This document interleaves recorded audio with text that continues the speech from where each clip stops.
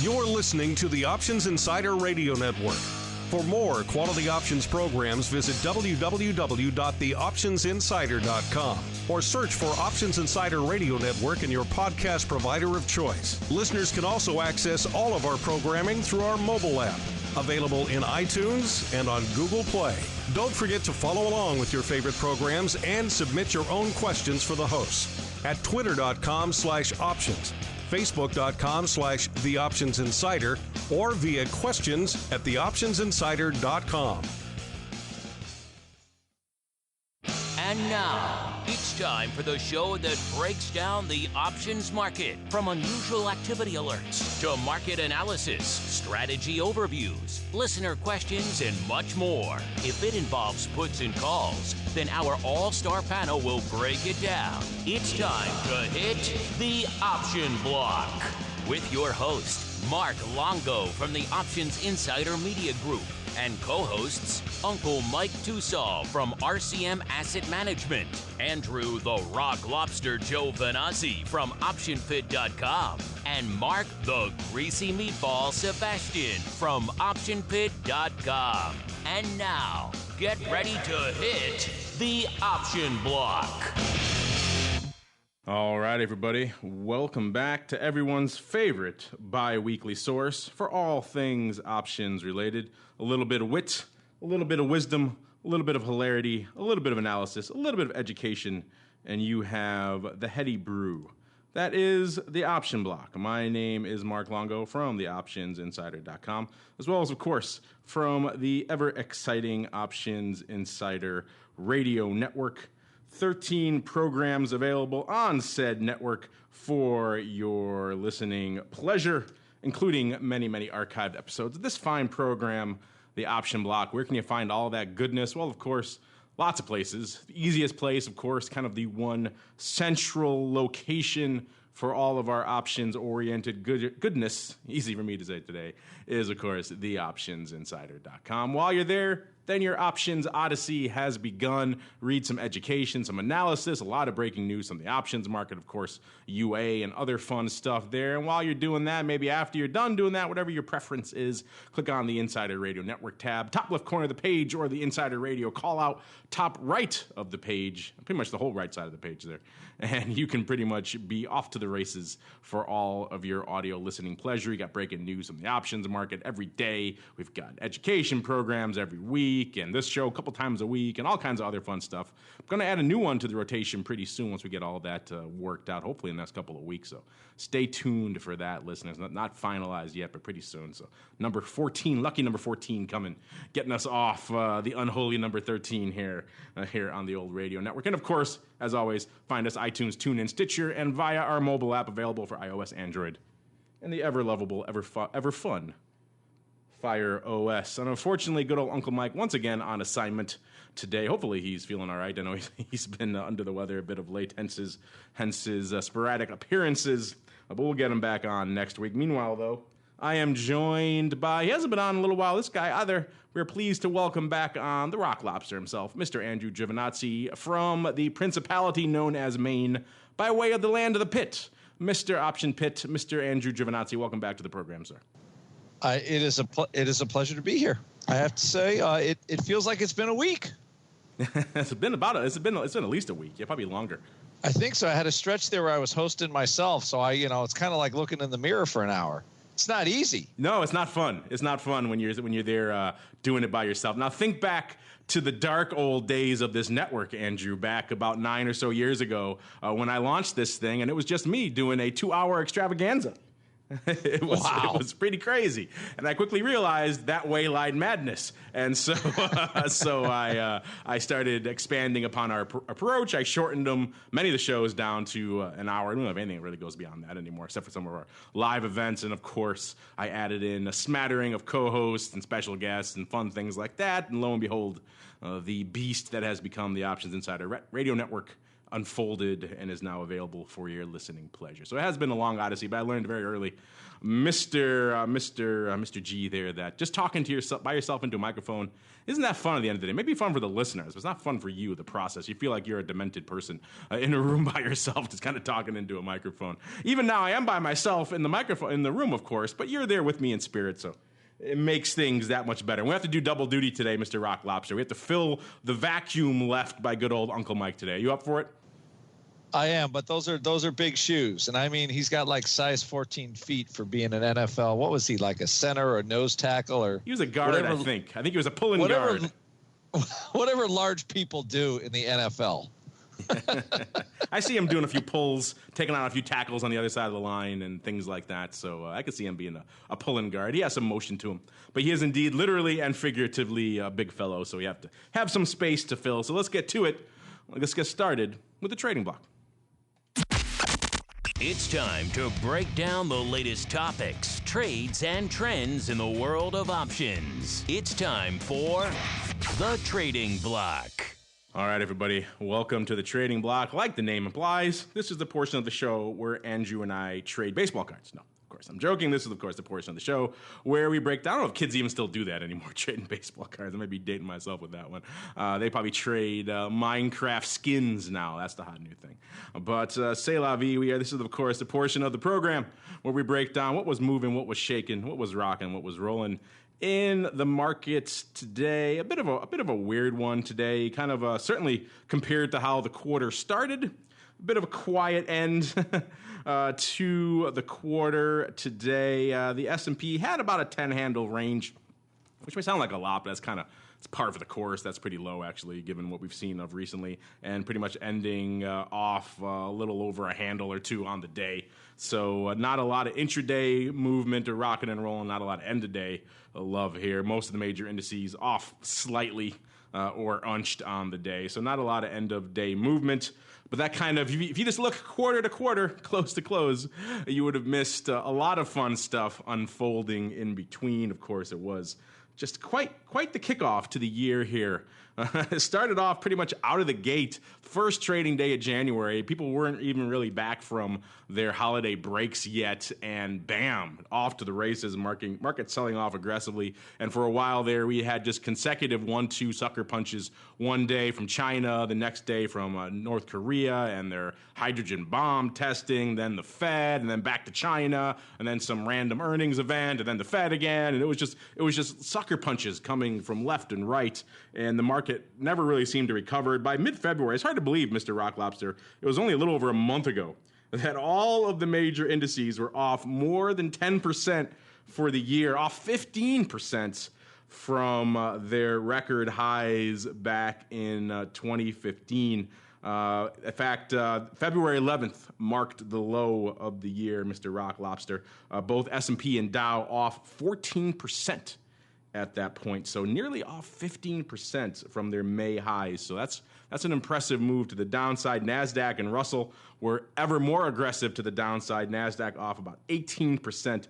The small cap heavy Russell taking it on the chin, off over a quarter, 26% by February 11th. Now fast forward to the end of the quarter. Today we are recording this, of course, March 31st for all of you playing the home game, not having the privilege of streaming us live here today. By the way, I forgot to mention top of the show, MixLR, another way for you guys to get the show, so join us over there in the chat room. Either follow us on Twitter, we tweet out the link, or on Facebook, or just grab the app. And you can also follow us via the app, and if you're so inclined, set up an account there as well. You can chat with us and all the other fun stuff we do via there. Love to see you guys in the chat room with your questions, your comments, your insights, even though a lot of you like to still send the questions and comments via the usual way, Twitter and Facebook. Don't worry, we won't hold it against you. However you like to get your questions and comments in. But of course, here we are, end of the quarter, and S&P looking a little bit nicer, a little bit higher. It's up about 7% just in March alone, so not a bad month, and up 1% overall for the year. So it's been an interesting time. Like I said, today, Mr. Rock Lobster, not perhaps the most glamorous of days out here on the old market. But that said, did anything catch your eye in the broad market today? And also looking back on the quarter that was, what are some memories that really stand out for you?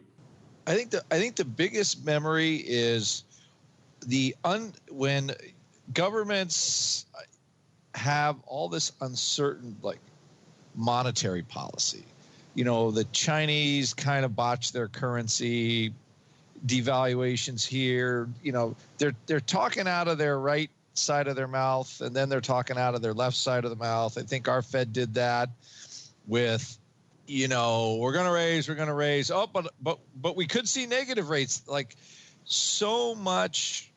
there was so much noise coming out of central banks. You've got Europe, which is continuing to ease. And at least it looks like maybe this is the final straw because they have negative interest rates. I still don't quite understand how all that works. But yeah, because I took an economics class in the 80s, before they invented all this crazy central bank math. Back when the Phillips curve was still a de rigueur, it was the hot thing. Yeah, I mean, the central banks, I think, have tried to invent new math because they are trying to overcome the poor fiscal policies of the governments, and they're trying to do what they can. And at this point, I think they are out. There's not much else they can do. So everybody's just going to have to pay back debt and suck it up. And because I think what we saw in February is we saw the quote unquote tipping point for the usefulness of monetary policy, that kind of aggressive monetary policy, where I think it was good when it was just a psychological tool trying to keep people kind of focused on going forward and making investments and getting that cash off the sidelines to start businesses or whatever, get the animal spirits going.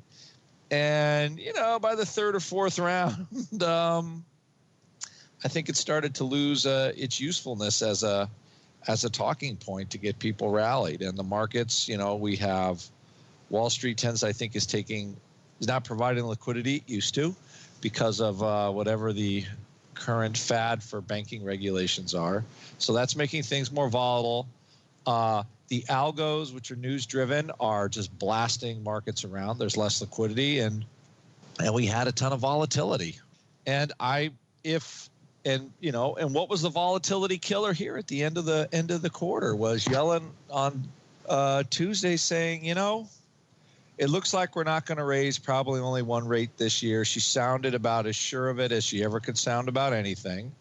And she's taking her cue from the rest of the world can stop doing all this aggressive central bank shenanigans. So at least there's one G7 country now that's not engaged in any central bank chicanery, and maybe that gets the tide going the other way. So is that setting the stage for a roaring bull market?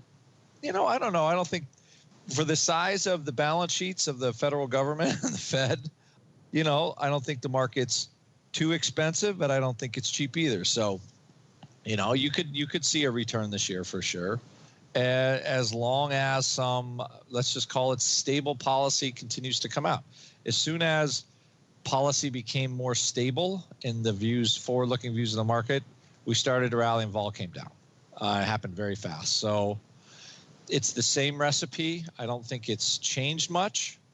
And I think until the central bankers kind of get back out of the market, sort of like they were in the 90s and most of 2000, we could see that kind of volatility again if you start seeing more of the central bank craziness. And you see more currency manipulation. So I thought that was the thing really that drove stocks. It didn't matter what the valuations were. It didn't matter what the companies were doing. None of that mattered. Everybody just saw looniness in the future as far as rates and currencies and, how many bonds somebody's going to buy. And I think they got to the point where it freaked everybody out. So whether it rears its ugly head again, I don't know. But for now, lower VIX means at least the market's not expecting anything really crazy. It's kind of back to the pricing we had in, I would say, like 2014, 2013, where you have kind of a lower VIX, and just the futures are really expensive like they're supposed to be, just in case something happens. And I think that's where we end the quarter. Just in case the sucker punches start rolling again. You're right. Yellen seemed to talk the market off a cliff. You kind of wonder why they couldn't have done that 6 months ago. Totally, Mark. Not much different now and then. The market, we kind of back to unched. It's just they seem like they caused a lot of needless. I mean, all of us here on the show, I think all of us kind of, when you've spent a lot of time in and around the trading world, it kind of pulls you, no matter what your political leanings are, it kind of pulls you towards, at least from an economic perspective, kind of brings out a little bit of the diehard libertarian in you. You can go as hardcore as Andrew did and move all the way to Maine and live the true libertarian lifestyle, or you could be like me and just kind of espouse it on the programs here. But, it's kind of hard to avoid it when you've been doing this for so long. You see so many regulators step in and Fed chiefs and try to muck with the waters and always screw things up. And we've seen over the past 6 months, the Fed has kind of done just that. Even this week, Andrew, we talked about how, she came out and made the statement a lot of people wanted her to make a long time ago, saying we're kind of going to be hands off for a while. Kind of a rational thing to say, you would think, given everything else going on in the world, that maybe we should be a little bit more circumspect about the prospect of raising. I think that's a good thing for a Fed thing to say. Now, if they just got the hell away for another 3 or 6 months, it'd be great. Instead, of course, the minions, the underlings, are already kind of putting out their own talking points, which is an issue I think Mark and I talked about in the last show. All these myriad Fed governors popping up and letting their own voices be heard. No one wants to hear your voice. You know what? Settle down. Let Yellen be the spokesperson, whether you agree or not. I don't care. Let one person speak for the Fed and only speak like once a quarter or so, and get rid of all this. Look at all this froth you've been causing needlessly for the better part of 6 months. I know I'm an options guy. I'm supposed to like volatility, but needless froth doesn't really help anybody. And so even now this week, there's a little bit of Sturm and Drang about, maybe we're not going to be as circumspect as we said because blah, blah, blah. And, I think a lot of people are just done with this. And we've been done with the Fed on the show for a long time. It keeps creeping up somehow. Can't really avoid it. But one thing you can't avoid either, of course, it's coming down to the wire. I'd be remiss if I didn't mention this right now. Top of the show here is for you guys to head out and vote, if you haven't done so already, for the Final Four of our options broker madness. It's coming down to the wire. Got some interesting Final Four. Mr. Rock Lobster, I'm not sure if you cheated and saw the notes, or if you've been following us on Twitter, maybe you don't know. We had 16 options brokers going head to head. Who do you think made the Final Four cut off the top of your head? I have not cheated, honestly. The Final Four off the top of my head. Well, of course, I would choose LiveVol X, but I don't think they have a big enough footprint yet to be out there. Unfortunately, not even in our poll. Yeah, that's too bad, because I think they have the best diagnostic products there are for if you're a vol trader. Actually, that's part of Lightspeed now. Right? Lightspeed was in our poll. Lightspeed. Yes, that's what I meant. Lightspeed was in our poll. Yes, they were. Okay. And they put an aggressive try on to win. They were slamming every outlet we had with votes. It was impressive to see the Lightspeed votes come rolling in. But I think they went against, I think it was TradeKing who trumped them in the end. But it was a good battle. It was a heated battle. It was fun to watch. So I maybe gave you a hint as to one of the Final Four names there. Well, it sounds like TradeKing's on the Final Four, probably Thinkorswim. I'll say Options Express and Interactive Brokers. Yeah, those are all good guesses, and two of them got shmupped early. TD got wiped out pretty early. I forgot who beat them, but not a lot of love for TD here on the network, which was kind of interesting. TradeKing made it, as I mentioned, after some epic battles, including a very big showdown with Lightspeed. That was an impressive back and forth there. Surprise sneaker there. OptionsHouse all the way in the Final Four. They kind of revamped Monster / OptionsHouse. They kind of merged those platforms. They were both acquired by the same PE firm and then merged, and so they're kind of trying to take the best of both firms. It seems like it seems to be working, at least for our audience. It seems to be resonating. A lot of love for OptionsHouse floating around out there. And, of course, the last one you mentioned, Interactive Brokers, they're in there. But Schwab getting wiped out early. Options Express getting wiped out early. A lot of the option-centric brokers getting taken out pretty quickly, as well as a lot of the main one. Oh, the other one, surprise name in the Final Four, E-Trade. I never would have picked them. I still have some E-Trade accounts lingering here somewhere, and I very rarely use them from an options perspective. But and I forgot about Scottrade. That has some potential, too. They have a pretty client-friendly front-end system as well. They're trying. They white labeled the OptionsHouse platform a long time ago, so that kind of helps. Oh, they did? Okay. That's probably why you like it. But so that's our Final Four, which is kind of, I would never have picked that going into that. If some of the voting is already closed for the Final Four, but I believe TradeKing and E-Trade, I think, are still alive, or maybe it's Interactive Brokers and OptionsHouse. No, Interactive Brokers beat OptionsHouse, I should say. So they're now in our final matchup. It's just down to TradeKing versus E-Trade. So if you have a dog in that fight, even if you don't, vote anyway, and then tweet it, retweet it, like it, and stuff. Because the more you do, the more times you're entered into our drawing bonanza to win fabulous prizes like Fire tablets and some cool gift cards, maybe from Amazon and other outlets. Pick a retailer, we'll get one for you. And maybe some cool Options Insider swag, as well as some other cool stuff we get from around all the various cool things we do in the industry these days, some cool options-oriented gear. So you'll win a lot of cool prizes. So retweet, tweet, like, and of course vote. And via every platform, email, via Facebook, via StockTwits, via Twitter. You can send a snail mail letter in from your Aunt Agnes. I don't care. As long as you vote and retweet and like, we want to hear what you guys have to think. All right, so check that out if you haven't done so already. As we move on to the other big thing that got a lot of interest, a big article this morning in our friends over there at Bloomberg. You can tell, again, it's another quiet day when they go into some of the deep math, the deep statistics on product X. And today's choice, like we just did with the market, they're doing it with gold here today. And it has been an interesting run. I wish kind of Tusaw was on. I had this queued up for him because he's, of course, our dyed in the wool gold bull. You'll have to be our substitute gold bug for the day, Mr. Rock Lobster. But this is an interesting kind of analysis they made here where they said essentially that even the most bullish of the gold bugs kind of got their doors blown off here over the past quarter or so, with gold just pretty much above every forecast that even the most optimistic analyst made at the start of the year. Granted, we're all take a pretty dim view here of analyst estimates, but that said, the commodity space, they seem to have a little bit more wherewithal on that, and yet even still, they were all pretty much off the mark by a substantial amount. I think in the article here they were pulling it from about $12.34 an ounce as of this morning, and that was well above all the 31 forecasts they looked at for the average for 2016. That was by a survey they made back in January by the London Bullion Market Association, and of course it's up 16% this quarter. That's the biggest quarterly jump since 1986, Mr. Rock Lobster. So after a bit of a crazy summer last year with the gold storm kind of kicking off there, then it kind of quieted out a little bit in Q4, then we saw that big move again, and now, of course, this quarter, it's kind of just been off to the races. It's been crazy time. I know you guys prefer to play in GLD. I can't really blame you. GLD is, of all of the commodity-related ETFs, that's certainly my favorite. I think yours, too, because it actually holds the physical, gets rid of a lot of the other nonsense problems we have with things like VXX and others.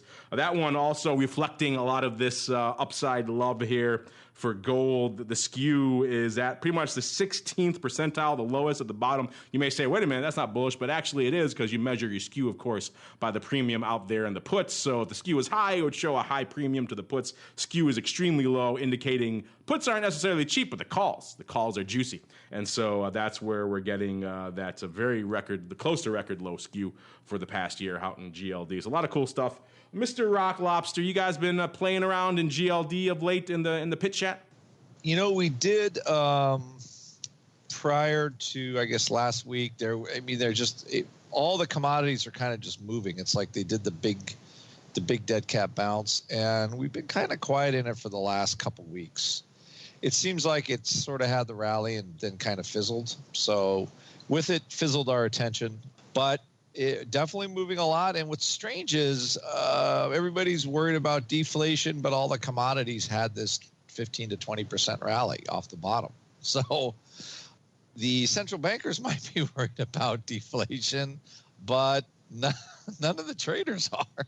So I thought, again, for something to look at from the first quarter, I thought that was again, all the stuff they think they're trying to control everything seems to be going in the opposite direction. So, treasuries are at highs and gold are at highs. Just all kinds of, I think all this monetary, again, shenanigans have done strange things where stocks are high, gold is rebounding hard, and yields are really low in bonds. So it's all, like I said, the economics I learned in the 80s does not seem to have much to do with anything that's happening in 2016. I'll make you feel better. I learned most of my economics in the mid to late 90s, and I've already thrown most of that out of the woodwork as well. So even a decade or so later, they were still teaching nonsense like the Phillips curve, my much maligned favorite here. That's why they call it the dismal science, Mr. Rock Lobster, because not the happy science. It's pretty dismal at the end of the day. A few other things catching our eye today. You guys can't get enough of your Tesla, and it was moving today. I forgot what the headline. Oh yes, they unveiled their new electric Model 3. This is like the 15th unveiling of this car. They talked about it. They showed it. I think you can finally... I know pre-orders even went up a while ago. That's how they talked their way out of a pretty bad earnings report. They said, hey, by the way, you can pre-order our car. And lo and behold, the stock rallied in the after hours after a dismal report. So more credit to the hype machine on that one. Today, and comparatively for Tesla...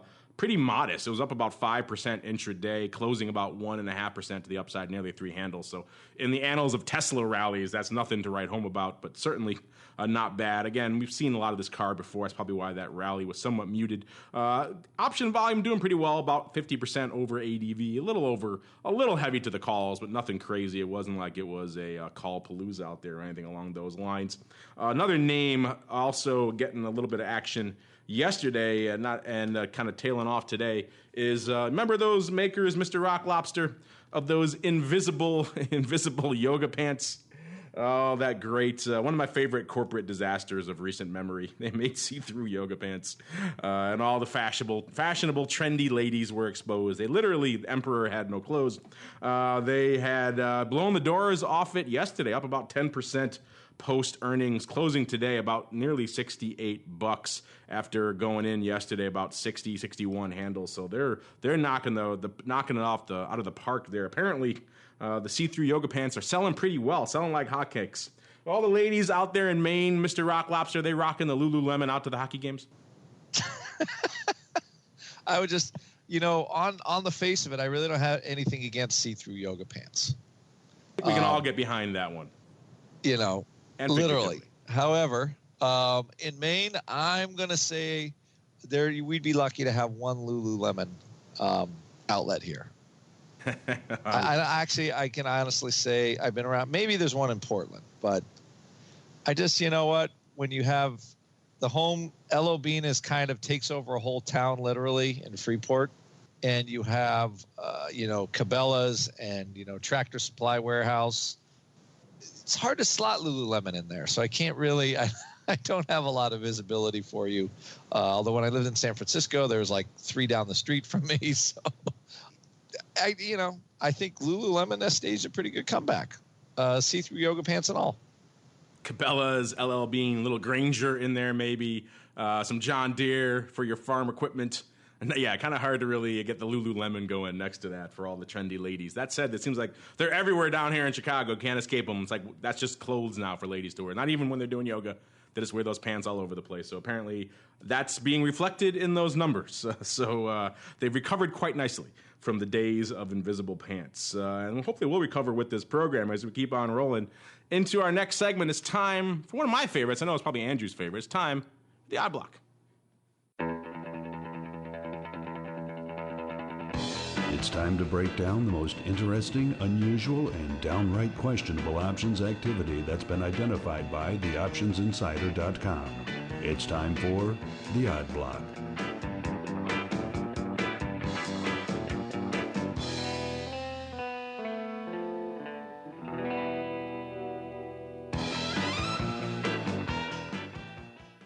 All right, everybody, that funky tune means it's time once again for the portion of the show where we dive deep into the shadier side of the options realm. It is time for the Odd Block. Mr. Rock Lobster, going to kick things off with one of my favorite names of the day here, DVAX. I like that. That ticker symbol DVAX.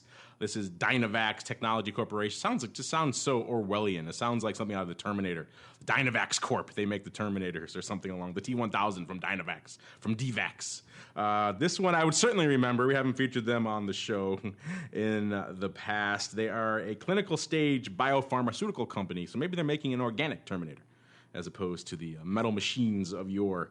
This one, of course, closing today up about DVAX at 19 and a quarter, up about $1.20 or 6.5% or so on the day. It's the name that does about 1,500 contracts a day, decent volume for an odd block candidate.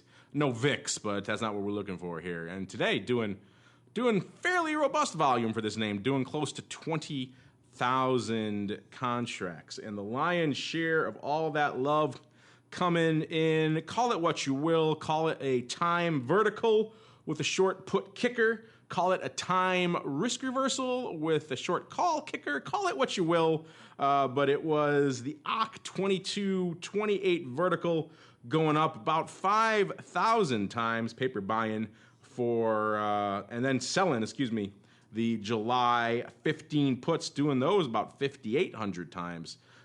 Total doing it for $1.15.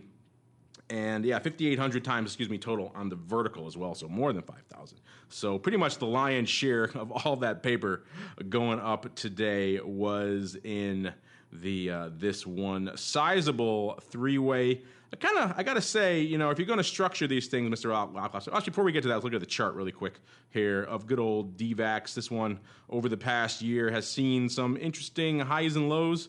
Trading back in Q3 of last year, right around the 30 handles. This thing down about 50% from its 1-year highs. Flirted with that again recently, actually, back in early January, in the height of all of our tumult at the beginning of the year, and then pretty much saw nothing but downside ever since, pretty much getting cut in half yet again, as we said, hovering right around the 19 handle right now. So our friend here saying, you know what? I'm back on the upside train, but I'm going to do it, and I'm going to do it in a pretty savvy way, Mr. Rocklops. I'm going to pick up the vertical, so I get the call to the upside there, the 28 call playing with me a little bit there. And also, sometimes you see these things, Mr. Rocklops, so they get lured in by the credit, they get lured in by a zero-cost collar, whatever it is. They also write the put in October as well. Our friend here didn't do that. He read the Natenberg book. He went a little bit closer to home. He said, I'm going to sell this in July instead, and then hopefully all goes well. Either the thing takes off, he's laughing all the way to the bank on his calls, or guess what? July comes around, still hasn't moved. He does those puts again, and he's laughing all the way to the bank with some credits here on this trade. So I got to say, Mr. Rock Lobster, I'm going to preempt you and say this one gets a decent 7 to 8 on the savvy scale. How do you feel on this one? This is definitely a savvier one. I like the idea of selling the put forward. It seems like they want to be long, probably some biotech, announcement thing with October, and they want to try to finance it short term with July. It definitely, I think somebody's looking at maybe the earnings calendar, the announcement calendar, and trying to play that game. So. We'll give this a 7 or an 8. We'll give it a 7.5 on the savvy scale. You gotta love it. It's juice for free. It's juice for a credit. Is it a total credit or is it a debit? I thought the put was over. I thought the put was over with all that. No, it was $1. I think $1.30. I got $1.15 here. The Ox spread's expensive. It's $2, so it's still a bit of a debit. I think I wrote it up as a debit. Oh, you know what? I was looking at the 19 puts that also went up today, and those were $2.75. Yeah, so that would have been a nice credit, but no. Still, you're right. He paid for it, so as I can see why you're a little bit more reticent. That I'll knock it down to a 7 instead of an 8. I was excited when I saw those other puts. I was like, wow, those puts are juicy. Yeah, I mean the OCK 21 straddle is $10, and it's a $19 stock for the home gamers. So, and I'm not saying, listeners, I agree with the underlying viewpoint. I mean, I haven't really looked at DVAX. I'm just saying the way he constructed this, I like that. If you're going to go about it, rather than just, like, how often have we seen, Mr. Rock Lobster, they come in, they're bullish on XYZ biotech, and they just buy the OCK 28s outright. Yes. That's like how 99% of the names we profiled in this segment have done pretty much that, which is the lowest probability, most redonkulous thing you could do, and express that same viewpoint. This guy, savvy. I give him points. Certainly compared to our other odd block brethren, this guy is like, this guy might be king of the roost. I don't know. He's up there with our friend at Men's Warehouse, whom we roundly mocked, then approximately knocked it out of the park for many, many millions of dollars in our face. He wasn't savvy. He was just lucky, but it worked out pretty well. It's amazing how sometimes that luck happens. It is amazing sometimes, which is why we have the odd block in the first place, to highlight all the potential luck that is lurking out there in the marketplace. Yeah, maybe you too can get lucky. That should be our slogan, get lucky with the odd block. Somehow I'm not thinking that's the message we want to convey, but it sounds good nonetheless. All right, moving on to our next name, our next victim here in the old odd block. This is a frequent offender on the old odd block. This is the SPDR S&P Homebuilders ETF, ticker symbol XHB. This is the name that actually closed in about $33.84, pretty much unched on the day, up about 0.5% or so. This is the name that does also 3,300 contracts a day, doing slightly more, about 5,300 contracts today. And surprise, surprise, of that total of, what did I say, 5,366 contracts, 5,007 of them came in this one sizable upside call trade. It was the April weeklies expiring on April 1st. 34 calls going up for a whopping nickel, 5,000 times. Went up on the Amex in one block. Open interest is 10,000 contracts on this strike. There are 5,000 open of the 33, so maybe there was a 1x2 lurking in there somewhere. Either way, someone looks like they're giving up the ghost on half of these Ape 34s here, getting their nickel while their nickel is still there to be gotten. And interesting stuff. They haven't given up the ghost on all of it. That's kind of interesting. Either they're concerned here about, again, we're hovering around the 34 strike. Maybe that pin is lurking in their mind, or maybe perhaps they're just panicking. Either way, there is some weird open paper here. 8,000 open on the 33 half puts as well. So clearly, these are the strikes du jour. Pretty much no other month has anything even approaching this size in the open interest, except for some April 29 puts, oddly enough. So weird open interest here, Mr. Rock Lobster. Weird paper going up today. What do you make of these 834 calls here? You know, this was, I think they were looking for really a move on lower rates, or rates not moving as much as everybody thought, and they just didn't get it, you know? And they just banging them out. Like, okay, we're taking our chips and going home. We're going to take a nickel's better than nothing, and we're going to be happy about it. And I think that's what we got on this. It's just not, you know, you got to sell 5,000 for a nickel. You know, you're not happy somewhere. That's all I'm saying. Yeah, you're probably don't have a big smile on their face. I'm surprised they didn't blast out all the rest, because that nickel ain't going to be there for much longer, I don't think. Of course, they are flirting with the strike, so maybe they want to keep the others as a flyer. They'll take their $25,000. That'll pay their broker and pay their payment on the car for the month. They could live to fight another day, perhaps. We don't know here what the else. Perhaps, but again, you don't. I don't know if you're right. You're never really too happy to blast out 5,000. Anything for a nickel. Usually it's the other way around. Buying them back for a nickel, you probably got a nice smile on your face. But selling them out for a nickel probably didn't go your way, unless you bought them for a penny, in which case you may be a happy camper. All right, moving on to our final victim of the day. This is another newcomer here to the odd block. I like when we interject some new blood here on the old segment. We can't just be all biotechs and mining stocks and XHB all the time. This one now is Pure Storage Inc., ticker symbol PSTG, closing $13.69, up about 3% on the day or so. If you're wondering, hey, is this one of those store-it-yourself companies? Nope. They are a flash-based storage for enterprise company. So they're on more of the digital storage side rather than the, hey, go store your goods there in their rental locker. This one does about 1,600 contracts a day, doing nearly 10,000 today. So pretty aggressive day for good old PSTG. I keep thinking PTSD when I see this, Mr. Rockloss. Maybe that's a bit of a Freudian slip on my part. Very different thing. As we kick things off, it was another, call it what you will here. I know you like to call these combos. It can also be a time risk reversal. It looks like we have another sell put buy call. In this case, it was doing it, I think, a little bit the opposite way, actually. It looks like paper selling the AUG 10 puts, doing that about 3,800 times for, let's see. Oh, I don't know what price they have going up on those. Opening there, no open interest there. And it looks like also buying the May 15 calls, doing those about 4,400 times or so for 90 cents, about 1,500 contracts open there. This is a little bit funky. I put this a little bit lower on the savvy spectrum just for the reasons I outlined earlier why I liked the other version a little bit better. This one a little bit interesting. I don't recall where we've seen, you see it a lot, Mr. Rock Lobster. You see the legs in the same month. You'll see the other leg maybe a little bit nearer to the money. You don't often see that put leg going farther out, which is an interesting one, a bit of a head scratcher. What's your take here on, I don't know, what do you call this here? Time risk reversal and PSTG? Well, you're more of a combo man, so we'll call it time combo for you. You're old school. I'm going to go time combo. I just, it's less words. So we'll try to be, there was some volume in this last week where somebody sold the APE10 puts. If you see the open interest is like 20,000 on there. So somebody sold those for a dime or 11 cents. Just wasted those things. I guess this is a storage play. What are they? Some sort of cloud storage thing.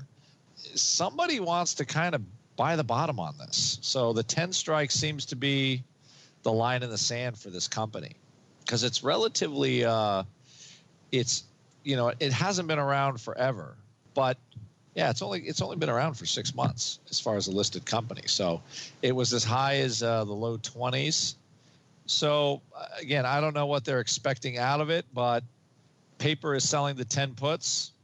And yeah, I'm not as big a fan as buying the call nearer term and then selling the put farther term. I think it makes the risk all funky. But again, that's a trader point of view. It's not the investor point of view. But somebody wants to own them some of this pure storage at $10. That's all I want to say.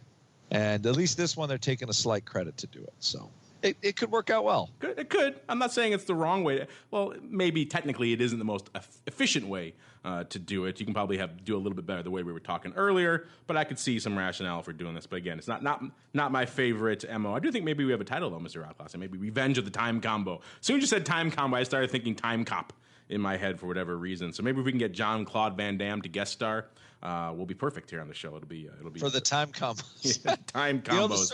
Those little Google search monsters might kick up. You could have 1 million hits on this show. You want to see one confused Belgian? Let's get him on, thinking he's going to talk Time Cop and start throwing time combos at him. That might be interesting radio. I might pay to hear that. The Muscles from Brussels talks time combos next on the option block. Actually, what's next is you guys talking pretty much whatever on your mind because it's time for the mail block. It's time to take your seat on the All-Star panel as we read your emails, tweets, Facebook messages, website comments, and much more. It's time for the mail block. All right, everybody, welcome to the mail block. Like the name implies, this is the portion you guys get to take the reins and dictate your questions, your comments. Mr. Rock Lobster, we're getting just crazy questions from all hither and yon, all sorts of things. One-liners on Twitter, epic treatise, epic just, I think someone's dissertation via email, all sorts of crazy, great stuff. We love it. Keep them coming. You can hit us up pretty much any way you can think of. The easiest way is probably by your favorite social media platform.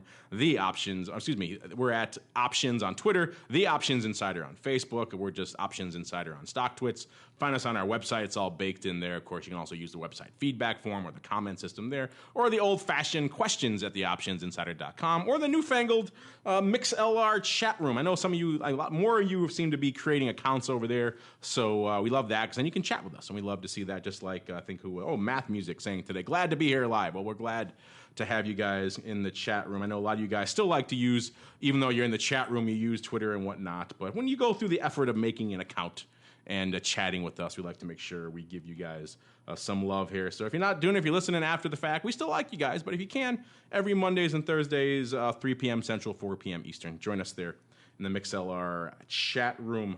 All right, let's kick things off. We got a lot of great questions. By the way, if you guys in the chat room have some questions, feel free to send them in. We'll see if we have some time to get to them. I like to feature at least one or so live person on an episode if I can. All right, let's start off with Gabe R. He's written in a few times. He writes, for Mark. So this one's for me. This is weird. I get the weird ones, Mr. Rock Lobster. He says, huge buys for Intel April 33 calls, and then the implied volatility goes down. I thought the market makers will push the price up when more buyers are around for demand and supply. Thanks. I thought you might explain this since you are a former Intel market maker. This came in, I think, last week when there were some big buys going up out there in Intel. Let's pull up the latest on my old stomping grounds, good old INTC.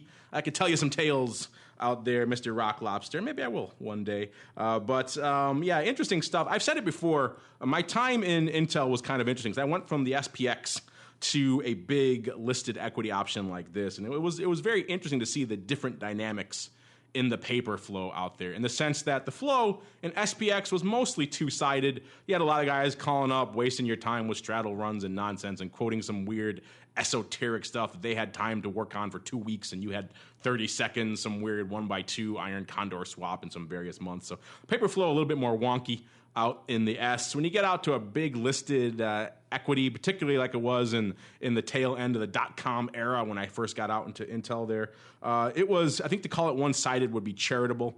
Mr. Rock Lobster, all paper did all day long, every day, all day, sell calls and buy puts, and just did it like clockwork. Every large fund dumping their calls, buying their puts, because they all had to own Intel. It was one of the big dogs back then, so they all had to have it, and they all had to hedge it, and they all had to get their income and pay for their puts. So that was just, and doing any market making out there was a race to get ahead of that skew erosion. Whenever you saw a new month was listed, you knew you had to get short some calls and long some puts pretty damn quick, because very shortly thereafter, the paper was going to do it for you. And so it's interesting. That's why I found his email kind of bizarre. I haven't had a chance to dig into this one myself. I'm looking right now and seeing on some of these strikes here on the April. Some of these may have gone away because they were maybe in the weeklies he might have mentioned first. I'm looking at the 833s right now. In the monthlies, there still is a lot of size in the April. That's probably what he was referring to. 57,000 open in that time frame. And I could certainly say that is odd.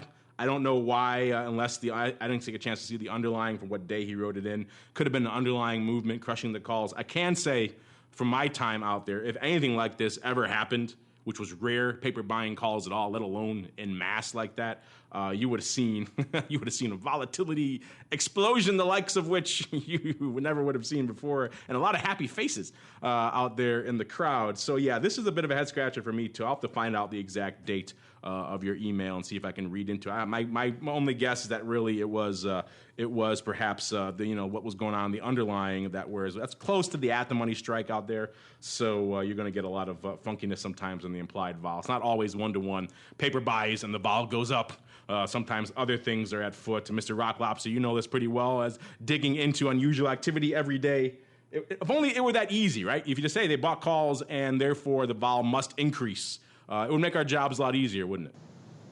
It would make it a lot easier, but a lot less interesting. I do have paper actually selling on March 17th. They sold 16,000 of the April 33 calls. It looks like quite a bit traded there, and it looks like it traded against stock. So he might have thought buy, but it looking like sell if that indeed is what he was talking about. So, and a lot of times you never quite know where they do the stock or do the stock print, because that could, even though the option's trading on the offer, if the stock prints in a strange spot, they're giving the customer a better price on the option because, they nicked them on the stock price. They're to get the net synthetic debit to be near where they priced. If they price the calls high, then they have to price the stock a little higher, depending on just where that is. So it's you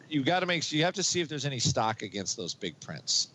So you never can know for sure, which is why we use it as an interesting guide, but not a sort of just throw all caution to the wind because this guy's buying 50,000 calls. Yeah, exactly. Or in this case, our listener could just be misreading it, which could also happen too. We don't blame it. Gabe, send the questions and we love them, even if what's going on is sometimes different. And Rock Lobster is right. Sometimes when they're putting up size like that, they are going to do it with stock. And then there's going to be a little bit of give and take between the stock price and the option price. And so what you see just on one leg with the option price, not always the whole story, as you say here all the time. Sometimes the price is going to be a little bit wonky too, because they have to, like you said, has to make that line up. And if you're getting some crappy stock fill, you got to make it up on the options or vice versa. So good questions. And again, that would have been cause for celebration when I was out there. Paper was indeed buying that many. It seems like it is indeed, as it always was, paper dumping upside calls, which would not put a smile on anyone's face. But c'est la vie. Great question. Great writing in. Thanks for writing in. You guys pay attention. You know what we used to trade. We love it. All right. So actually, Mr. Rocklaps, you ever spend any time in all your myriad locales and exchanges? Ever spend any time in Intel? One of the few stocks I never traded. Never even a whisper in Intel. You did Microsoft, right? I was next to the Microsoft pit, but I never was a market maker at Microsoft, because on the PSE at the time, I think there was like 90 market makers in there already. So yeah, you guys were. It was already kind of oversubscribed. That was one of the few pits that was that when all the multiple listing happened, you guys actually had a lead in. You had that and maybe Sun, I think, and a few others out there. Was kind of like the big pits out there. One day I'll tell you my Scott McNeely when Sun was listed in SIBO's story and how I bumped him out of the pit. That's a story for another day. I was a bold and brash clerk, and I needed my spot. But that's a story for another day. So let's see. We got time for one more here. This one comes from basic one coming in from Fly Guy. He says, "Hey, if I sold a $1 put, I think he's a little bit backwards here. If I sold a $1 put on January 16th, I'll try to make sense of this question.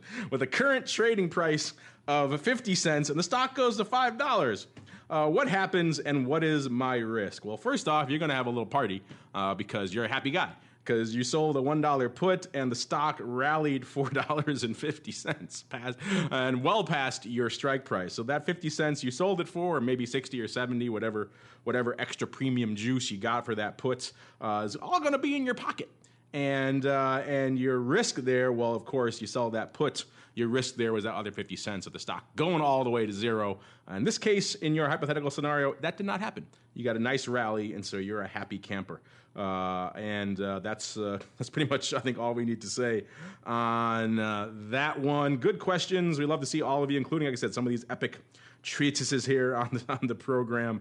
Maybe someday we'll have time to get to some of these really epic ones. Maybe we'll do an all mail block show one day, Mr. Rock Lobster. We'll see. In the meantime, though, we got to keep on rolling with our show here. Time for our final segment. It's time for Around the Block. It's time to tell you what we'll be watching on our trading screens until the next episode. It's time for Around the Block. All right, Senior Rock Lobster, welcome to the Around the Block segment. This is, of course, the portion of the show where we break down what we're keeping an eye on for the rest of this week. We got some employment numbers on Friday, April Fool's Day. Maybe there's something to be gleaned from the day that it's being announced, actually. We've also had some prospective planting reports coming out today. And then Friday, of course, that market mover as well, BlackBerry.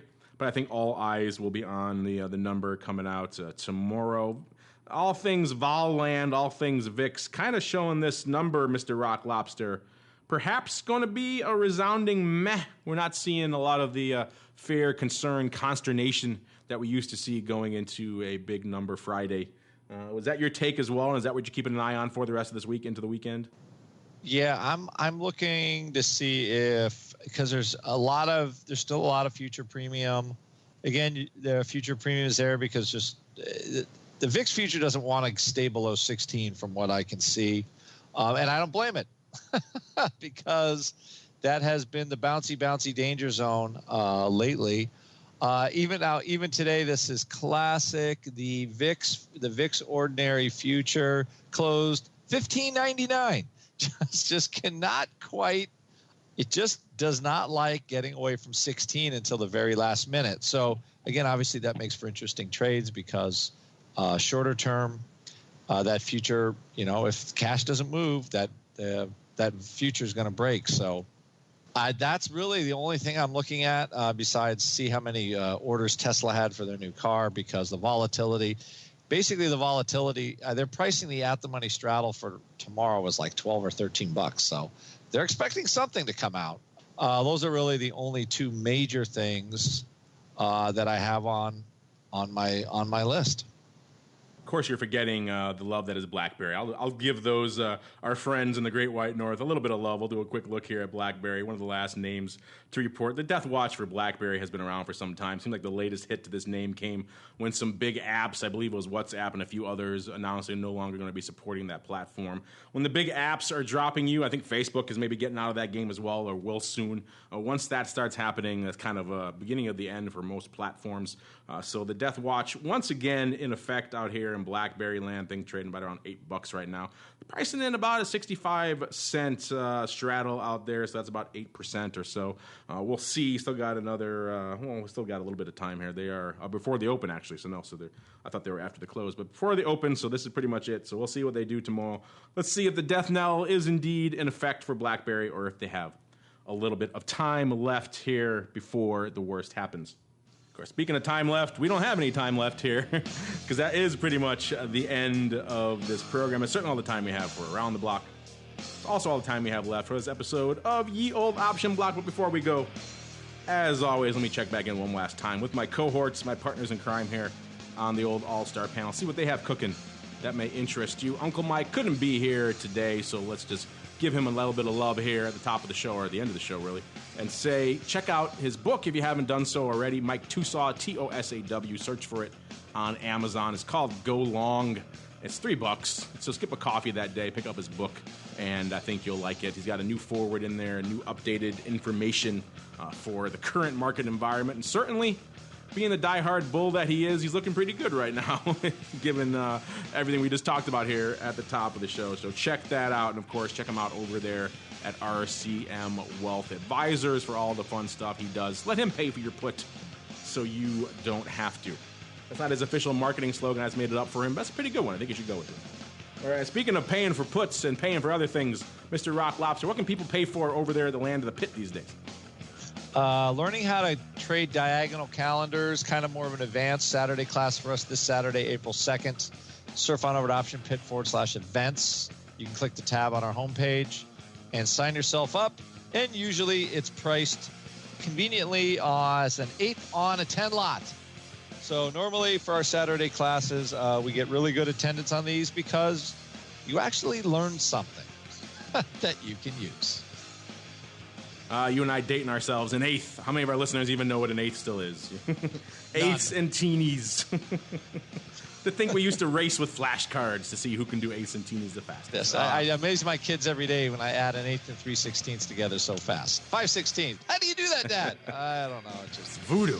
It's black It just magic. never goes away. Never goes away. The gift that keeps on giving, floor trading. All right, listeners, that's going to do it for this episode. Of course, we want to thank all of you out there in the listening audience for downloading, streaming, subscribing, and for sending in such great questions. Keep them coming. And, of course, for tuning in live. We love all you guys as well. Even if all of you don't make accounts and you like to send in questions via other platforms, we forgive you. We still like you. And we'll see you next time for more of the Option Block.